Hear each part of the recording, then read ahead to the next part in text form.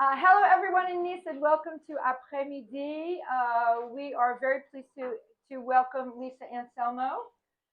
5 ways to reinvent a happier life. Before I let Lisa speak, Lisa and I met because we were filming a House Hunters International together. Before that time, we didn't know. Has anyone seen the show? Yeah. All right, there you go. You mean my episode or just the show? Your program. Because that's very cool. Ooh, yeah. After the show was filmed, Lisa and I became very good friends. And Lisa is quite a marketing genius, which I'm going to tell you all about in the formal introduction. Lisa is highly responsible for our website functioning as well as it does. So I'd like to give her a thank you and some kudos for that. Okay, and it took us many, many years to get it done, and thanks to her, we got it done.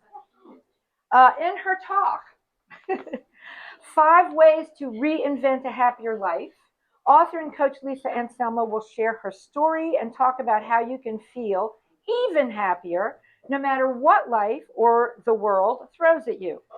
Happiness is in your control, and Lisa is going to show you how. Lisa spent most of her professional career in magazine publishing, working on such iconic brands as People, InStyle, and Allure. She's been everything from a creative director to an opera singer, but ultimately she has followed her passion for storytelling and inspiring people. Lisa started traveling to France regularly more than 15 years ago, at first to cover the fashion trade shows for a lifestyle website, but soon she had cultivated friends, both Parisians and expats, and eventually built another life across the ocean. After losing her mother to cancer, she was motivated to make her other life official, buying an apartment in Paris's Right Bank, which she did not do with us. I'm sorry. I didn't know she existed. I didn't I'll know. never forgive her. No. I'll be talking about this. You'll see. She's the author of the memoir, My Part-Time Paris Life. Voila. There you go. How Running Away Brought Me Home. And I have to tell you, it's absolutely hilarious. Okay, it's hilarious, and everybody in this room needs to buy a copy. And there are only how many copies? Well, I have 10. 10.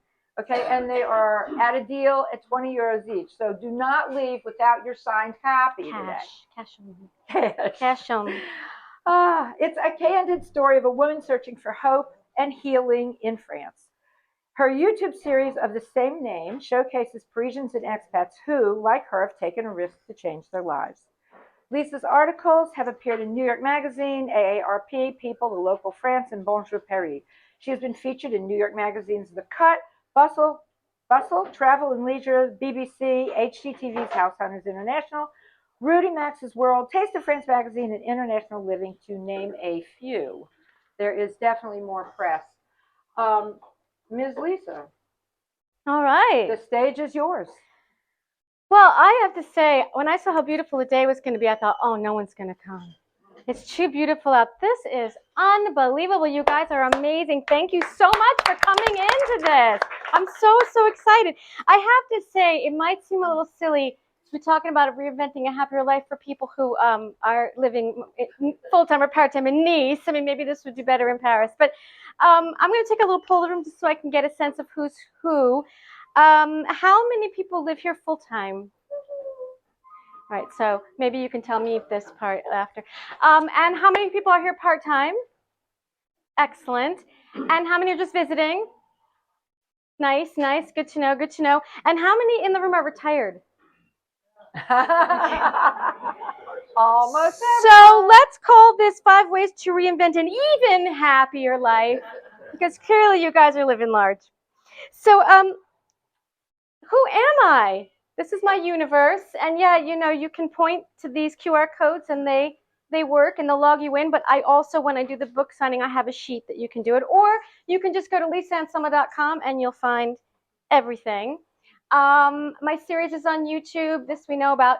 I am going to be starting a Substack newsletter, so I have a sign-in that you can give me your email and name, and then I'll add you to my list when I launch my Substack. So I do have a blog called My Part-Time Paris Life, but I'm shifting over to Substack, so that'll be an even more engaging way that we can have a conversation.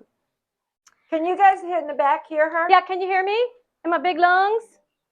I could sing it.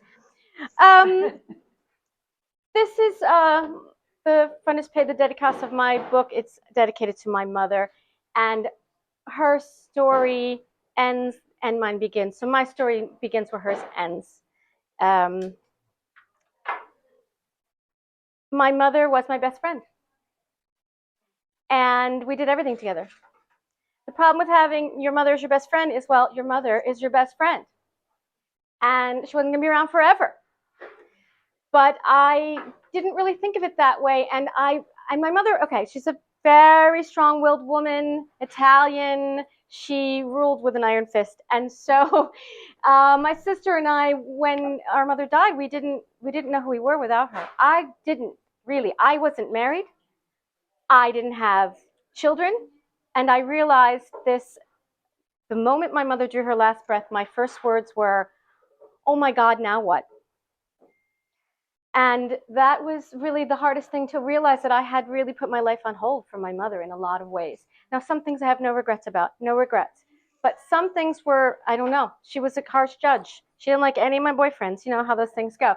So, and of course, I fell into a profound depression, not just because I'd lost my mother, but because I realized, like, who am I? What have I built? Like, what do I have now? And it was very hard. I mean, it was really one of the darkest times of my life. But why am I showing you this? Something very strange started to happen. So I was coming to Paris twice a year, and I have a really good friend named Apre, and an apartment across the courtyard from his came up for rent. So it became the joke, oh, I should rent it and we can just hang out all the time. And for some reason, I latched onto that, and I actually started looking for apartments to buy online. My obsession became organized by arrondissement. This one says, apartments to see quickly. I had no plans to buy an apartment. This was just an exercise in hope. It was the only forward-looking, hopeful thing I was doing. And I was doing it 8 hours a day on weekends and 2 hours after work every night. I mean, it was a true obsession. But what happened was, this sort of dot of hope began to expand. And I started to tell people about it. You know, I've been looking at these apartments, and I'm not really going to buy anything, because that was for richer people, braver people. This was not, I was thinking, no, this is not going to happen. But once you start telling people, they hold you accountable. This is a rule for anything. You want to start a project, you have a dream, tell people, and it will hold you accountable, and they'll start to help you. That's like a talk for another time. But and then they started looking. And once they were involved, it became almost about saving face. So there was a friend in Paris who lined up 6 apartments for me. Now, again, this is the asterisk major caveat. I didn't know Adrian Leeds existed. And I didn't know that you could actually hire a company that would search for you. I didn't know this existed. So this is all about do as I say, not as I did. Because I did everything wrong. But not entirely. Well, not entirely, but you know. So one weekend, I flew out on a Friday, saw 6 apartments. This was the post the next day. Shopping spree in Paris this past weekend, bought some pâté, a shirt. Oh, and this apartment. It was doable. I didn't just see 6. I saw at least 10 over a period of a year, and then, of course, the 500 online. But the building was in a great state. The apartment was small enough that I could pay cash for it. It suddenly became very doable, and it didn't need any work. Now, that doesn't mean I didn't renovate it, because I did. And it was the smartest thing I ever did, and I think this is when the universe works for you. I bought the apartment, and I was doing the renovation from, an ocean away, talking to the architect, talking to the contractor, and shopping for furniture online. At the same time, my sister and I were, breaking down our family home in order to sell it. So there's actually a chapter called Build a Home, Destroy a Home. And it was amazing because it really became a life raft for my sister and I. And we would, after a day of crying our eyes out over mementos, we would sit and shop for furniture for this apartment. So it was something very, very smart. And because it was the boldest thing I'd ever done, other bold acts will follow. And I'm getting to that. This is just a shot of the little living room space. And this is my new kitchen that came. I had one kitchen and I had to make a new kitchen. I'm going to come up to that as well. It's tiny, but it's, it's like my little nest. This was 2012. So I started going back and forth to Paris every 6 months, and my life started to open up. I started to do projects there, and Paris was getting bigger. At the same time, my New York life, now I was working at Time Inc. as an executive creative director over 6 brands, like People Magazine, InStyle, like all the big brands. And they started to break up the groups and cut the teams down because they were going to sell. Time Inc. was going to sell. And I originally had 15 people. It went to 8 and then 5. And then I got the news that this is an email to my life. I started working with a life coach. So I was really trying to see, take my happiness back. I was putting the building blocks to find happiness again after this loss. They just cut my entire department effective Monday. And Laura says, whoa, I feel sorry for your department people. Ask for a package. And I'm like, what? I've got some stocks that are vesting in February. This was like March. This is not happening. And then I talked to another friend and he said the same thing. Ask for a package. I thought, again, not something I would ever do. You don't give up a safe job. But, I felt the momentum. A project I was doing was getting heaps and heaps of press. And one of the things that happened, so I did actually, spoiler alert, I did actually take the package. And then I was featured in New York Magazine. And this, meet the jet lag New Yorker who's trying to get those damn locks off Paris bridges. It was called No Love Locks, it still is. And we were trying to prevent this from happening. This was 35 tons this is 65 tons on the Pont des Arts, 65 tons of locks and 35 tons on the Pont de l'Archevêché. And no one could understand why we didn't want these adorable love locks on the bridges. But of course, as you know, it's not a French tradition, it's vandalism, and it was killing heritage sites. So the press just caught wind and went crazy. Well, an editor from St. Martin's Press reached out to the author and said, I want to get in touch with her about a possible book. So what was happening was, again, bought the apartment, bold move. Took a package, bold move. It's like the universe said, just trust us. Because I always see the universe as a team. And I took the leap and then the book deal.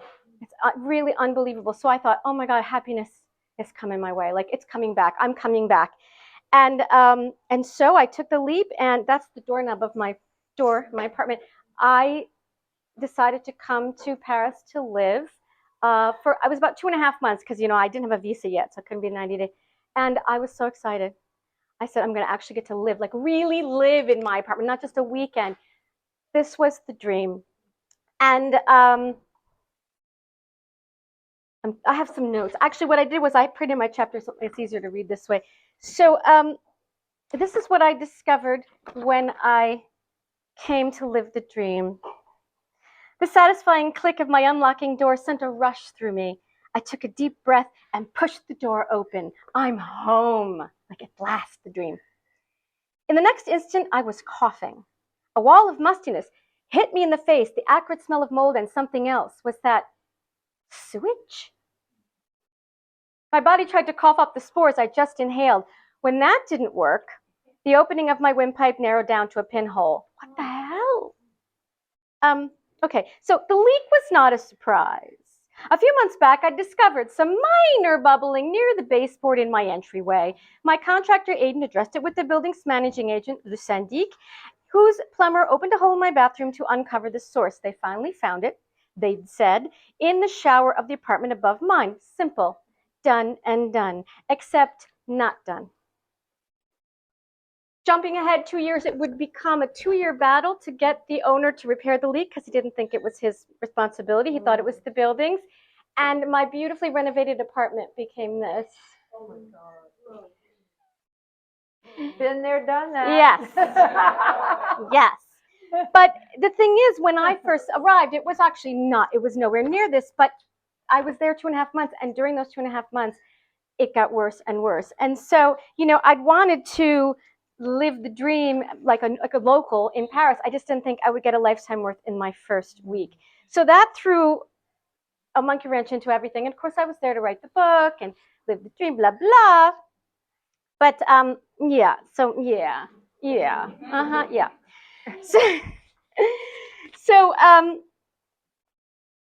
I was, already in a very tentative place, as you can imagine. I left the job I loved. I left a city I knew well, and I was still mourning the loss of my mother. So these kinds of things became overwhelming. And there I am wistfully wondering, well, why, oh, why won't anything go my way? This is from page 162 in the book. It rained every day. I mean, it rained every day. The cold and this is summer. It was 55 degrees Fahrenheit in summer. It rained every day. The cold and damp seeping into my bones, wearing me down. Water, dampness, a pervasive theme since I'd arrived. I was missing a beautiful summer in New York, and I was starting to resent Paris for robbing me of the few warm months of the year. Why couldn't I just be happy? Did I even know how? I was living the dream in Paris. I owed it to my colleagues, my friends, to dreamers everywhere to be elated every day, didn't I? I couldn't shake the gloom, the fear and loathing, the loneliness. That was the other thing. I'd been coming to Paris on vacation, and of course all my friends would rally around and be busy for the whole weekend. Well, now it's a regular life, and they were busy. I'm with me and my thoughts day after day after day. I was sick of hearing the sound of my voice. The Paris was supposed to be my happy place, but now it was turning on me. That's how I felt. I felt the city was betraying me in every way. Or was it me? I thought when I left my job back in New York and took the leap to come to Paris, it would feel incredible, fulfilling. Taking huge, bold steps should be rewarding. When you climb the mountain, you're supposed to embrace the view, the new perspective. You're supposed to yell, woohoo, in the air. I just felt stranded on the mountain. Alone, it's lonely work blazing a trail. All your life, they encourage you to dream big. Reach for the stars, they tell children. But no one ever said how you'd feel when the dream becomes real. You grew up thinking that once you were living the dream, all your problems would be solved. There'd be no problems. You'd be magically transformed into an untouchable celestial being living happily ever after. Instead, you're still you, lugging all the same crap around, the same fears, the same self-doubt, a black and white Dorothy in Technicolor Oz. Here I thought I'd teed myself up for happiness. Everything was falling into place, leaving and the book deal and blah, blah, blah. And I thought, this is it. It's going to be clear sailing from here. So what was this about? Everything seemed to work against me. So what is happiness? What is happiness? And is this like an American thing? Do we put too much importance on happiness? I mean, it's in the Declaration of Independence. Life, liberty, and the pursuit of happiness. I mean, maybe the problem is we put too much expectations, like we should be happy every day.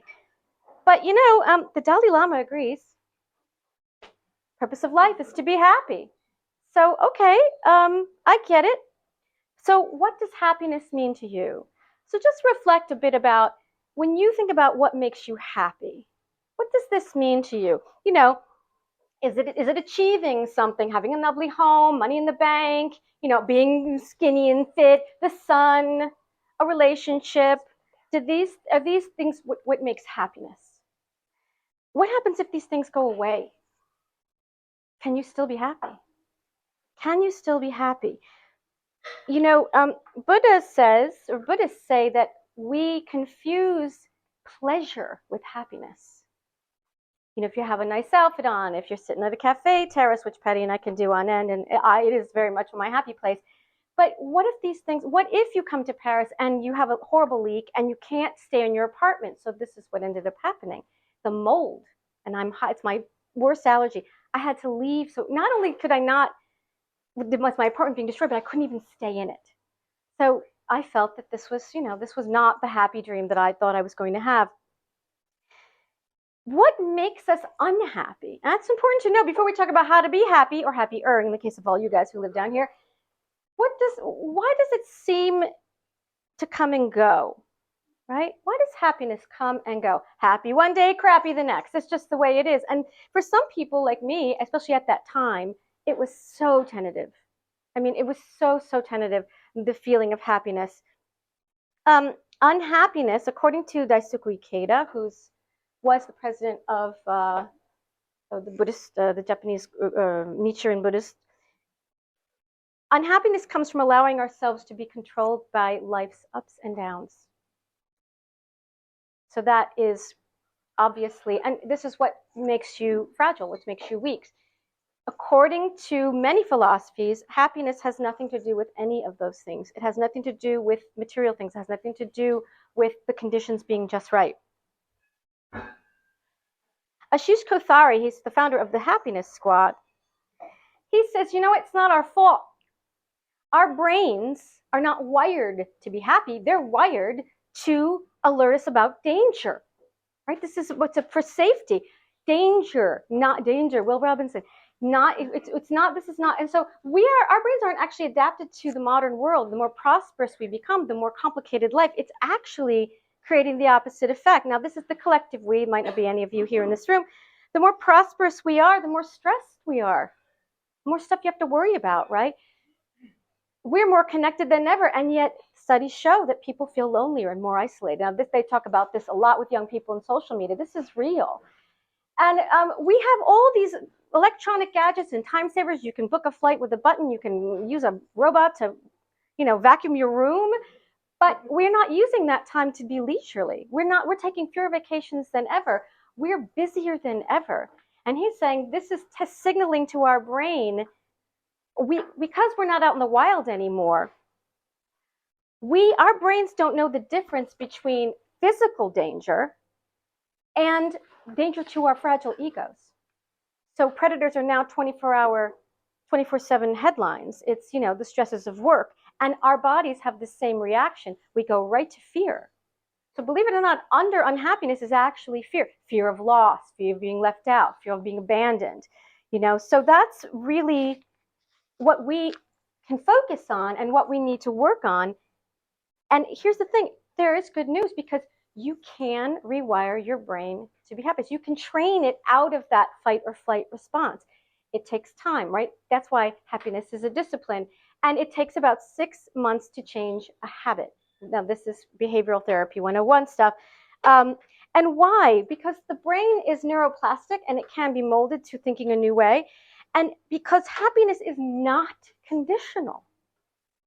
And, I thought about a lot of things I could talk about here today, but given the state of the world and the state of things in the States, I wondered if even the happiest of you who are living in Nice, who are American, are feeling that anxiety creeping up somewhere in part of your brain. I mean, I know I feel it, even if I'm not in the States. It's how can we find happiness even when things feel like they're falling apart? World chaos, a personal loss, because happiness is a choice. And I remember when I was going through definitely the worst of it that summer in 2014, my dear friend Lisa Taylor Huff, she was already ahead of me. She'd been there longer. She married a nice guy. She became a citizen. She'd just become a citizen at that time. And I was talking to her, and I have this chapter in the book. I say, Paris feels strange. Everything is so hard. And she said, you've just had huge change in your life. Well, what would you expect? And so, well, I didn't expect to feel like a failure. I also didn't expect to feel so unhappy. And I said, I can't get past the fear, because my predators now were the leak, right? It was a language that I thought I knew and didn't. It was all the things I had to do because I had to hire a lawyer in the end, right? So I was doing that. Those were the new predators. And now I was just like, everything was fearful. I went into the post office to drop off a letter to go to the lawyer, and I didn't know, I'd never been in one before, and I went, and I ran out. I mean, I was like the worst. And she said to me, you know that saying, she said, courage is not the absence of fear. She said, keep going. I promise you it'll get better. And I thought that was like quasi-inspiring, but the truth is, telling someone fearful to have courage is like telling someone overweight to think thin. It's bewildering. So I looked up the quote online, and it's Ambrose Redmoon, and the full quote is, courage is not the absence of fear, but rather the judgment that something else is more important than fear. And I thought, wait a minute, courage is not the inspirational word in that. It's judgment. Redmoon had given me an action plan. I could choose to be happy. And I thought, and there is nothing more important than fear. I mean, there is something more important than fear. It was me. I was more important than fear. And so I thought, after my mother's death, this is also from the book, I chose hope and bought the apartment. Now I was choosing to thrive and had made the first steps toward a more fulfilling life. I told myself I wouldn't need courage. I would just need to choose to be happy and then do whatever it took to stay that way. I could do that, right? We're going to talk about it. I'm going to walk you through 5 ways, or let's call them 5 choices that you can make that will help rewire your brain to be happier no matter what is happening. This is the first one, and it's the first because it's the most important. Be mindful. Self-awareness is the key. What does it mean to be mindful? It means you really listen to what's going on in your mind. For example, how much negative self-talk do you do in a day, right? Do you imagine the worst outcome of every possible situation? Do you shame yourself for making a bad decision or, gaining weight or, whatever it is? Listen to how you talk to yourself during the day because that talk is your life. Raymond Charles Barker, who founded Science of Mind Church, not Scientology, very different, Science of Mind Church, said you change your mind and you change your life. It is that important. Everything starts here. We're going to do a little exercise. This is pure Eckhart Tolle from The Power of Now, a book I've read at least 3 times by now. And this is a wonderful question to ask yourself, especially if you're feeling the overwhelm. Is there anything wrong right now? Like now. Like now. Not a thing. Now, right? You're in Nice, you're in this room. And when I say now, I mean now. Not 5 minutes from now, right? Because this fear is future-based thinking, right? Those things are connected. Future-based thinking and fear are connected. Regret, by the way, and past thinking are connected. Let's do this. I'm going to do a little flow chart for you. So there's obviously 2 answers. Is anything wrong literally right now in this moment with us together in this room? No? You're golden. What happens if the answer is yes? The answer is yes. Okay, let's talk about it. You have a choice. Okay, the question follows, is there anything I can do about it? Right? I'm not happy in this moment. Can I do something about it? If the answer is yes, change it. You're golden. If the answer is no, and we're going to talk about this, if the answer is really no, there is something wrong right now and I cannot change it, I'm telling you true, this is your only choice, to make peace with it. Because there are really only 2 things that would fall under this category. Loss, like the death of someone, or terminal illness. Because everything else is reversible, everything else is fixable, everything else has an option. Even what's going on in the United States, you might say there's nothing I can do. Yeah, there is. There's calls you can make, there's rallies you can do. There are things you could do. Maybe it won't do anything, but it will make you feel good right now. It's about not 5 minutes from now. It's not about the outcome. It's about making yourself feel good right now. Sometimes you need to take an action. So really, if you hit no, really put it through the filter. Because chances are it's probably yes, you can change it. This is a great exercise, and this is a question I ask myself a lot, especially if I wake up like, is there anything wrong right now? No. These are ways, signals you tell your brain to, you're not living in the woods with a lion about to pound on you. These are some things that you could do. Oh yeah, see, if you make peace with it, ding, ding, ding, you're golden. So these are some mindfulness practices. They're these meditation. I like Qigong. It's movement, and you do need to be in the movement. You have to be mindful to do these. These 2 are interesting. Exercise is a good one, but it's often when you're running or doing exercise that your brain wanders. That's when the alpha brain activates. And I'm challenging you to actually stay in the movement. I'm running. It sounds silly, but believe me when I say it focuses your brain into the now. What are thoughtful actions? What does that mean? And why am I showing someone washing dishes? Because that's what I do. Thoughtful action is for people who are really bad at meditation. It's like meditation for dummies. When you're doing a task, just focus on the task. And for me, it's washing. My dishes are all chipped because why? I'm washing, I'm putting it in the rack while I'm taking the other one, right? I'm future-based thinking. So I'm washing this dish, I'm making tea, I'm putting the tea bag in. You literally focus on each task up to the moment. If you can do that up for 10 minutes a day, you'll be amazed how it just calms you down. You do that every day for a week, and that's a happier week. She's a really good house guest, by the way. Yeah, I kind of do that at her house too. Because she washes dishes. It's a great, but this one, if any of these seem like, practice this one. This one's interesting. You really realize how much you're not paying attention when you do so. This is why people fall down the stairs. I mean, seriously, I really learned a lot about my klutziness because I wasn't really in the moment and really thinking about my actions. this is similar. So this is leading in. So you can see these kind of all funnel into each other. Live with intention and purpose. What does this mean? Am I saying to you, find your purpose, do some soul searching? This is different. This is about, so mindful thinking, this is about mindful actions, right? So the thinking and the doing. This is about living purposefully. So it's intentional decision making. It's based on your values, based on your goals, your passions. And so it could be something like you want to set a goal and you meet it, or it could be just to get through a day, feeling better at the end. And it really is things like, if you're watching Netflix for 5 hours, why are you doing that? What's that? Are you really enjoying that, or are you escaping facing your feelings, right? It's really about being mindful in your actions. And so this has nothing to do with you guys who are all living here, but living the life you want or just going through the motions, But even when you're here, happy here, maybe there is a day where you're kind of, or half a day where you realize you've gone through the whole day with negative self-talk, or you haven't really made most of your time. Next thing you know, the sun's setting, like, what did I do today? And this actually creates a sense of a lack of loss of quality of life.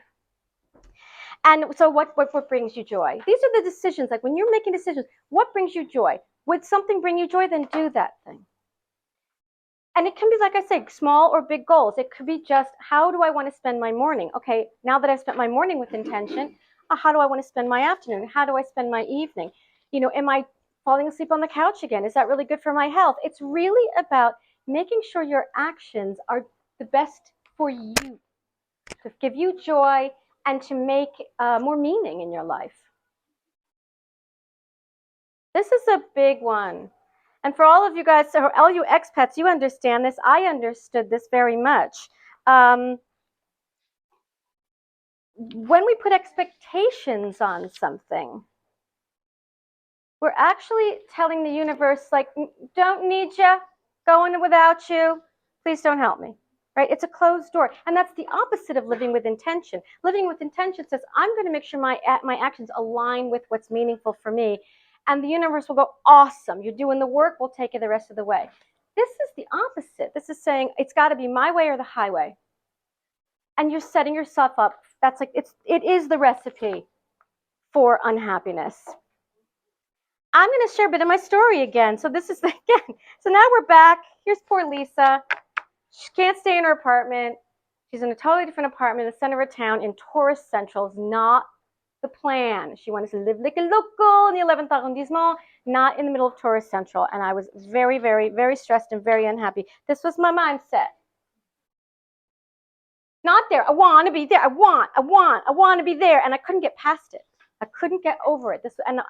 So just to get you a little in my head, this is from page 148 of Living the Dream, chapter 13. It took weeks of shopping and planning to put together my outfits for Paris. I had a whole theme going, Parisian, summer chic. This look required 3 purses, 4 jackets, 6 skirts, 7 pairs of pants, 12 tops, and 15 pairs of shoes. Just the essentials. I'd been staring at my closet for 10 minutes, unable to make a decision, but not about what to wear, what to take to the apartment on Ile de la Cité. So that's where I was moving to. I shouldn't take it all, should I? Was I really up to hauling 3 suitcases across town? It seemed like overkill for just a few months. It was a month, just a few weeks. And the thought of packing everything up after I just hung it all nice and organized made me want to weep. Still, the thought of being without anything was worse, especially after all the trouble I'd gone through to bring it here. It was just another plan foiled by the leak. The leak, it was the fault of the leak that I wasn't happy. No, I'd just bring the basics, some favorite pieces and a few pairs of shoes. This was the reasonable thing to do. Narrowing it down to the basics was agonizing. I needed it all. I wanted it all. My stuff! My stuff! I'd fondle something that didn't make the cut, sigh, and hang it back. What a waste. 30 minutes later, I was still debating, growing more and more anxious. What if the one thing I really needed was left behind? How could I be sure I was making the right decisions? Jesus, Lisa, it's just clothing. What was wrong with me? I went through the same agony over toiletries and foodstuffs. Even if I'd moved the whole show to a new venue, 3 suitcases and all, it wouldn't have felt any better. I'd still be leaving my home behind. So I had a lot of change, right? My mother's passing, leaving my job. Now I'm in a new country. And this was my one object constancy. And I had to leave it too. An hour later, I'd packed my smallest suitcase and some essentials and a shopping tote of toiletries and perishable foods, including an open bottle of wine. And what I learned was by freeing myself of the expectations of what something was supposed to be or what was supposed to happen to me in Paris, I was allowing myself to enjoy the experiences that were actually happening. I'm going to say that again. By freeing myself of the expectations of what I think is supposed to happen or what you think is supposed to happen, you actually allow yourself to enjoy the experiences that are actually happening. Because that, when something falls short of that perfection, that's it. It's like a closed door. You go blind and deaf. You cannot see something good right in front of you. You know, I said it hadn't been the tourists' fault I wasn't enjoying Paris the way I wanted, or the leaks' fault, or the weather's. I'd set myself up for failure before I even came here. In the past, I just allowed Paris to serve up whatever it would, which is why it felt so effortless. This time I brought a bundle of expectations with me. And that changed the city. It changed my relationship with the city. There was no way Paris would ever measure up because my need for everything to be perfect was so unforgiving. As always, I was trying to sleep these unpleasant things into compartments, and so that I could carry on. But the harder I fought against my emotions, the more fragile I became. The more fragile, the greater my need to control my environment. Instead of feeling safe, I just made myself anxious, angry, and depressed in Paris. But I only started to feel happy when I opened up and let myself feel my pain. Right? Because you have to let things happen. And part of why we find ourselves suddenly unhappy or suddenly like a fist is because we're ignoring something else that's going on. Is it that annoying, hell that's happening in the States? Is it something else? Are you worried about whatever it is? It's really important. That's where the mindfulness comes in. What are you feeling? And then you ask, is there anything wrong right now? And you start to check it and you start to rein it in. You start to tamp down that fear. You got to train your brain away from that fear. And expectations is a huge part of that. You're trying to control. I was trying to control my Paris experience because I couldn't control that my mother had died. I mean, that's really what it came down to. And I couldn't control how sad I was. And it's funny because the whole time I was trying to cordon off all the negative stuff so I could get into this Zen space where I could write the book I'd just gotten the contract for. And at some point, I think it was about halfway through, I was like, girl, this crap that's happening to you, this is the book. And so I just started to journal. I mean, it was as if the universe said, it's going to be bad, but it's going to make a great book. So can you just kind of surrender to it and let it ride?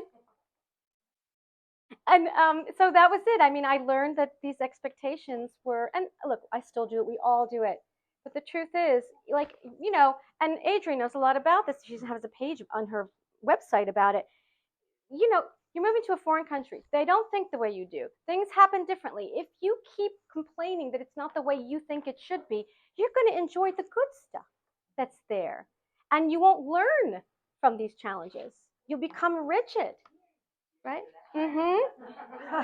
Can I get an amen? Yeah, and so, and again, that's about the happy. You do have to let it happen, and it might hurt, but you will come out more resilient, and you will be happier. This is one that maybe you might not expect. Practice compassion. A kinder you world is a happier you world, because it starts with you. And it's a very interesting one. The Buddhists, I know I keep saying the Buddhists a lot, but I really like their ideas of happiness. The Buddhists say that happiness is cherishing people. And it's interesting. I'm going to read again something from my book. You like how I do that? I'm always slipping in the marketing and the little book. This is specifically the moment where everything began to change. And it's funny, a lot of the big life-changing moments for me, the education moment, happened when I was in the apartment in Ile Saint Louis. That was a really intense 3 weeks, 4 weeks. I was living among all the tourists, and of course, I was hating every minute of that. But I said, the tourists were walking around Ile Saint Louis enraptured. One day I walked out and I suddenly saw things differently. I was seeing them as though I'd never seen them before. They were enraptured, gawking at the Seine and the ancient buildings lining it. En Rue Jean de Belay, they scooted into cafe tables, wriggling in their seats, unable to contain the excitement twitching in their muscles. They queued up 20 deep at 10 o'clock in the morning for ice cream at Bertillon, their eyes wide as they took their first bite. Paris made them children with full hearts and dreamy heads. They were adorable. They were so cute, but I didn't see it that way because they were reminders of what I wasn't living. I wasn't living like a local. Before today, they'd been a nuisance, grotesque and consumerist, a mockery of everything I was trying to accomplish here in Paris, forcing me to live among them like a tourist myself. Surrounded by happy tourists, and here's the truth of it, surrounded by happy tourists, always in pairs and family groups, I'd been feeling even more alone. They reminded me of home and how far I was from everything familiar. It was easy to ridicule them, to be annoyed by them, but the truth is I really wanted to be having fun with them, And then that was the moment I'll never forget. They were lining up at Bertillon, and something in my heart gave way. My need to belong, to feel safe, cleaved me to the tourists. They were me, trying to experience their Paris dream too. Who was I to resent them? No longer evading their clusters, stomping past their obtrusiveness annoyed, I walked among them, watching their faces as they experienced the city possibly for the first time. As I had once done 20 years before, the city became enchanting again for me. Their enjoyment became mine. I'd been hoarding Paris, holding onto it too tightly, controlling, right? I'd forgotten that other people had a claim on Paris too. And yes, sometimes that placed them in my way, but that's what happens when you become part of the world. Other people are there. Paris was to be shared, and so was my Paris experience. As I started to open up, people began to engage me in conversation. You live here and you're American, they'd say. Do you know any good places to eat? Did I know good places? I had oceans of ideas, and I was giving advice out. I was seeing people that looked lost saying, how can I help you? What do you need? You look lost. It became my mission. And, why not share what I knew? What was I saving it for? And what was this stinginess? What was this about? Or was it me I was saving, waiting for when I really felt ready and perfect enough before I opened up to the world? Had I made myself a lonely outsider, not just here in Paris, but in life? Ooh, that's deep, right? That was like helping the tourists got me out of my own head and into the world. And the more I helped the people I met, the happier I became. What? The more I helped the people, the happier I became. The more I shared what I knew about the city, the more I belonged to it. It was the opposite. And Paris didn't feel strange anymore. So, think of that. This is a really important one. Think of the ways in your life where you could be more compassionate. How you interact on social media. Somebody's cut you off in the car. Somebody's in your way, trying to get where you want to go. Somebody isn't doing what you think they should do. How do you react to that? I follow Barbara Corcoran from the Corcoran Group on Instagram, and she told a story that was really moving, and it really stuck with me. She said she was with her husband at a department store, and she wanted to buy her mascara, and she went up to the counter, and the woman was useless. She was ignoring her. She kept trying to get her attention. She was absolutely not helping, and Barbara was getting more and more angry, and her husband took her hand and said, "She's doing the best she can. She's doing the best she can." And she said that changed everything. And when I read that, it changed it for me too. So we're going to do a little exercise. I want you to imagine something that really irks you about someone else. Could be a stranger, could be whatever it is. Or remembering something where somebody really just, you were like, whoa. Go back there in your head and notice how your body feels. So, feel it in your body. What was that like? What happened? What were you clenching something?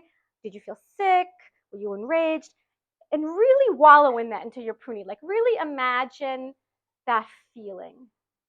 And look at that person and now say to yourself, they're doing the best they can. And then notice what happens to your body. You can do this, not necessarily here, but you can do it at home. For me, when I get enraged, my gut clenches sometimes, my tuchus clenches, And the minute I say they're doing the best they can, it's like my heart, I can feel my heart like the Grinch growing 3 sizes bigger. I just feel warm in my heart.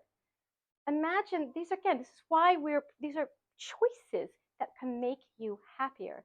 You can be grumbly, like the waiter. I mean, like it's like every day I have a grumble about a waiter. I mean, like it's all the time.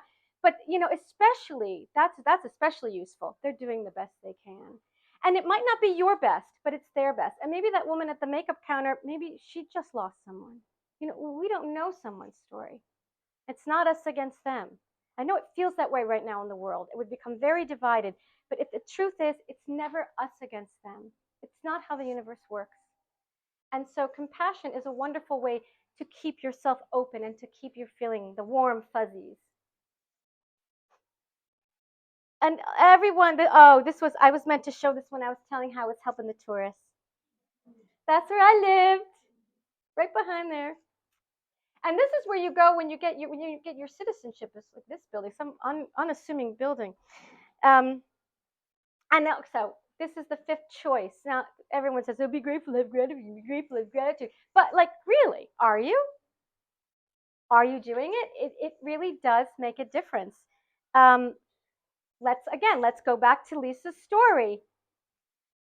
I had the leak. I had to move out. I was miserable. As soon as I told someone, they said, "Oh, I have a free apartment in Ile de la Cité, and you can have it for a month."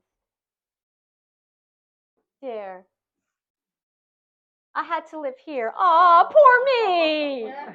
Oh, this was horrible. Oh my God. And it was so beautiful. It's over 350 years old. It's the old stables for the Louvre. And these stairs were so, marble stairs were so worn from like hundreds of years of feet. It was, and I don't want you to think I didn't appreciate it at the time. I did. But it was, everything was kind of clouded or shrouded in it's nice, but. It's nice, but this is why gratitude is so important. This was the room. Now, this is a split screen. So that's the view from that table. And that's where I wrote. Mathieu has a client living in that building. Oh, no kidding. The building straight ahead or the one on the... Oh, the one we saw. Yeah, that was where I was, on the first floor. Yeah. Living on the ground floor. Yeah, I was on the first floor. It's a beautiful apartment. And that's the thing. That's why gratitude is so important. Actually, I mean, can you imagine? Someone just handed me this for free. It was beautiful. And I don't know if you can hear this. Let me see if I can, because I don't have this hooked up, I don't think, but.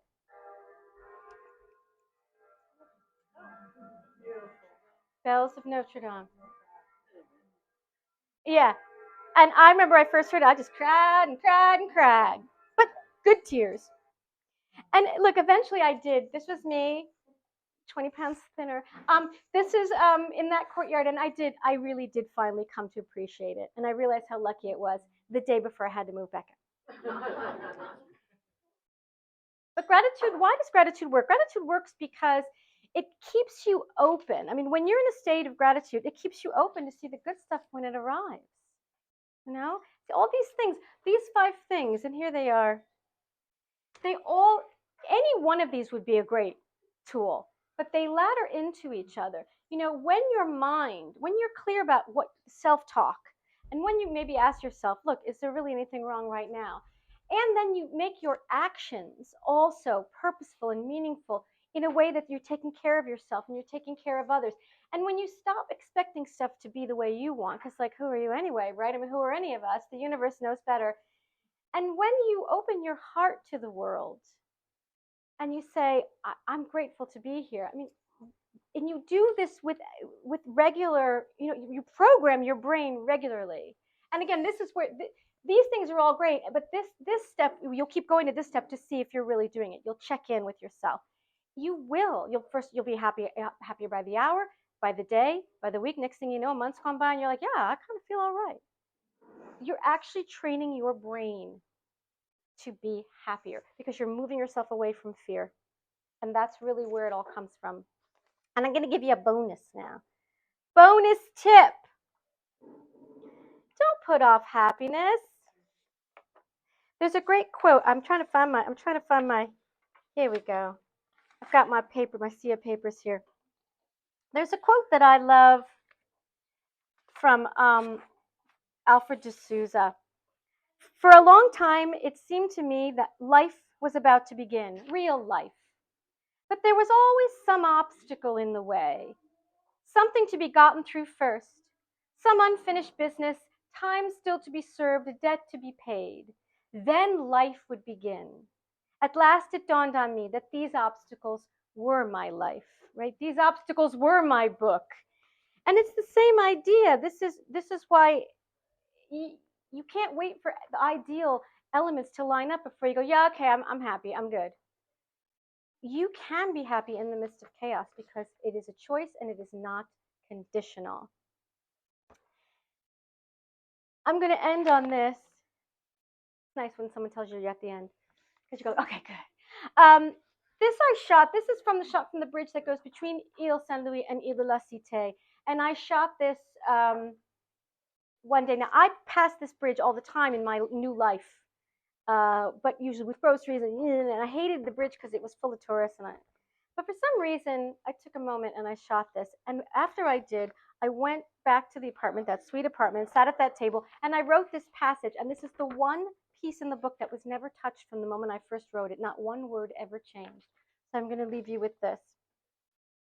I crossed Pont Saint Louis from Ile Saint Louis on the way to my beautiful island of exile, like Napoleon on Elba. This was now my everyday route to conduct my extraordinary life. The rolling Seine, the flying buttresses of Notre Dame, my everyday extraordinary view. On the bridge, an old man with a huge gray beard recited poetry loudly from a book on a music stand. A few paces down, a young man with bushy brown hair was singing Neil Young's Heart of Gold. Tourist Paris, a concoction of wonder and grotesquerie that both charmed and horrified. The bells of Notre Dame struck the hour. It was the Feast of the Assumption, so they were particularly musical, calling the masses to Mass. Storm clouds were rolling in again, threatening the one sunny day we'd had in a while. The sun fought for dominance, the Hotel de Ville bright orange against the stormy gray blue clouds. The bells of Notre Dame clanged louder. In a large bag on my shoulders, supplies from Monup on Rue de Rivoli, smaller non-committal versions of everything I had in my own life, at my own home in the 11th, a reminder of my circumstance. I still could not settle in here, could not rest my soul in this transient place of tourists. That I was self-evicted from my home, squatting here, still gnawed at the base of my brain, like the leak still dripped unabated, drawing me away from the beauty all around me. But the bells of Notre Dame would not relent. Louder and louder they grew, jubilant, exuberant. You are in Paris! You are in Paris! I stopped on the bridge and took a photo of the Seine with the orange Hotel de Ville. A tourist beside me was doing likewise. I drank it in as he did. I let it move me as it did him. Be happy. There was something to be said about seeing Paris as a tourist, removed from the cares of life, the everyday transmuted to extraordinary. I was starting to forget that wide-eyed wonder, the reason I came here in the first place, so for now I would stay like this, observing, snapping away, misty-eyed as I listened to the bells of Notre Dame. Standing on the bridge, suspended over the river, I let myself be in a suspended state too. My life in Paris, not a dream anymore, but not yet quite real either. I didn't fight it. I let myself exist in the space between the two, hanging in the air like the vibrations of the bells of Notre Dame after they'd rung their last. Be happy. Thank you. This is my crew at my housewarming party. That's Lisa Taylor Huff, my friend who told me about the courage is not the, she was my Sherpa. And this is my crew. So be happy. So before we do Q&A, in case you have any, I just wanted to let you know I have a handful of some articles I've written. This one is, everybody knows this one. It's always no before it's yes. That is the true French national anthem. And this is my story about trying to use a French washing machine for the first time. Have you tried the one in my apartment yet? No, I have. I love mine in Paris. It is like an American one. It has a 30-minute cycle. It's the best. And there's some tips about how to turn no into yes. So I have a handful of each. And then I also have, I'm just leaving this up while we talk in case you want to. And I have a sheet here so you can easily. So thank you guys so much for, it's hot in here and you've been a very attentive audience and I really appreciate it so much. Does anybody have any questions or anything to share? Maybe some of your own experiences where, yes, my friend.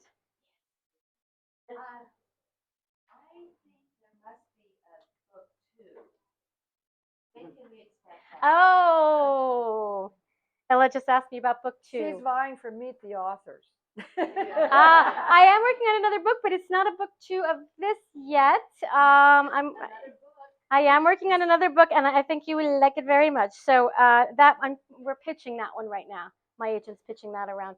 So it has to do with Paris cafes. So, and my obsession with them, as Patty well knows, we're obsessed with these. So I'm writing again. I stopped writing for a long time. I was so busy working, and then I just finished working for the Olympic Games in Paris, and that was 3 years of my life.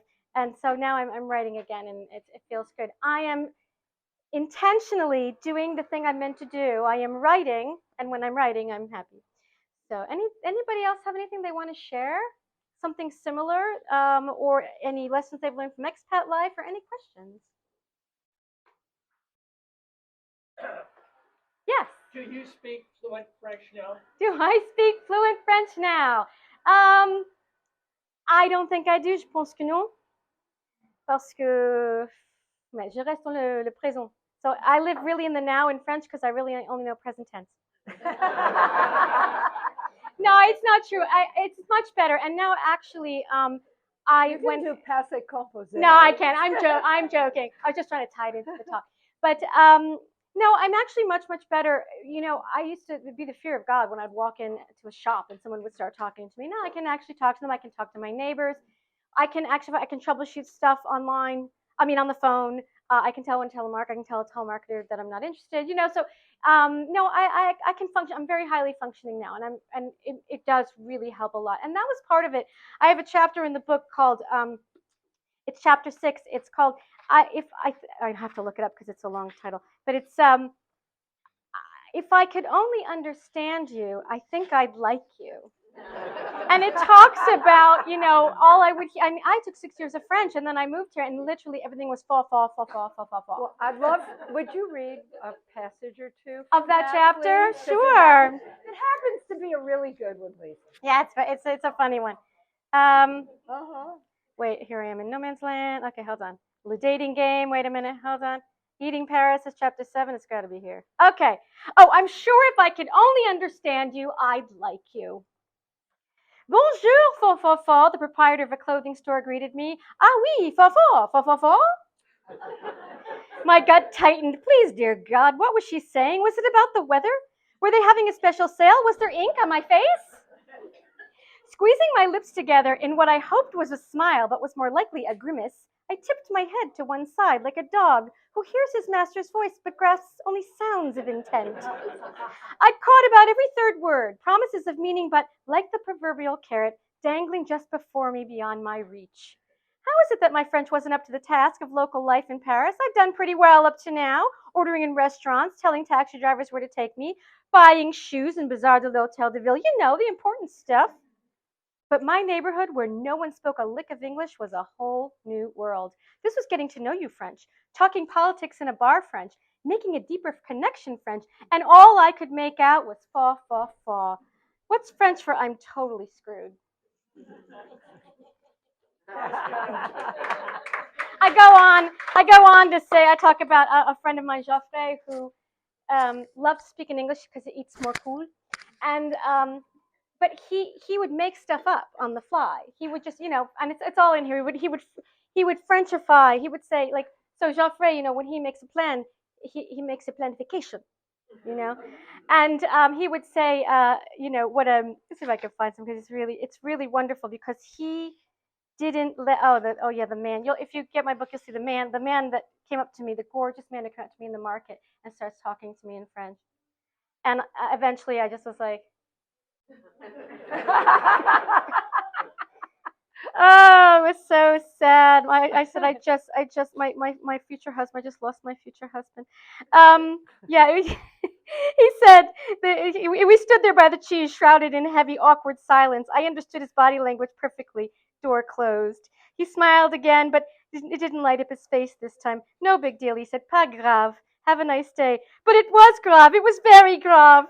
The beautiful man was walking away from me. If only I could have just understood him, spoken his language, he might have liked me, invited me for coffee. That would have led to a date, then more dates, then a relationship. Oh my God, I'd just driven away my French husband. But Joffre is great because he was fearless. He was fearless and he didn't care about making a mistake. He spoke flaws and all. It didn't matter. I mean, sometimes it was hard to understand him, but we would call them Joffreisms, his little peccadillos. Like when he plans, he planifies, because by his way of thinking, that's how you make a planification. And he would say, but he had a very limited vocabulary, but the way he pieced it together was like poetry. And he would make stuff up, and you could understand it, but it was just his way. He would say, "Oh my God, oh I was Liza. Oh my God, Liza." He said over dinner one evening, breathless over something remarkable he'd seen, "My hess was out of my head." Huh? Your ass? Yes, my hess was out of my head. Wow, that must have been something really incredible to have turned him inside out like that. But my, don't these French have some colorful expressions? Wait a minute, I asked. Did you say your ass was out of your head? I patted the corresponding region on my own body. No, he said, pointing to his face. Hess, hess. Oh, eyes. Eyes were out of so now we still say when something exciting happens, my hess was out of my head. But that was the thing. He, as flawed as Joffrey's English is, he doesn't let it hold him back. He makes himself not only understood but felt. No matter what he's saying, the real Joffrey shines through, probably because of the flaws. Right, and that was something I was always afraid of showing. And I said, did I have the guts to be flawed like that? So, yeah, so it's much better than in 2012 or 2014, that's for sure. So anybody else? I know you're also hot. You're also hot. I appreciate it. Thank you so much, you guys. You've been an incredible audience. Amazing. I have one question. Yes. Are you happy? I'm happy. Is everybody happy? Are you happy? Thank you all for coming.